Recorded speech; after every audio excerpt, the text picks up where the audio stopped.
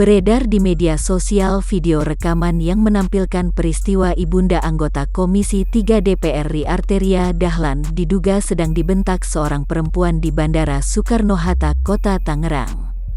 Sementara itu, Arteria Dahlan menyatakan bahwa dia telah membawa kasus tersebut ke jalur hukum.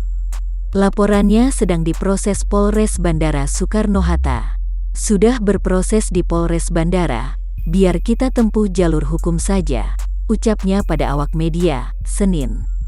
Kasubag Humas Polresta Bandara Soekarno-Hatta Ibtu Prayogo mengungkapkan, aksi yang terekam dalam video itu terjadi pada hari Minggu sore kemarin. Sementara keduanya saling melapor.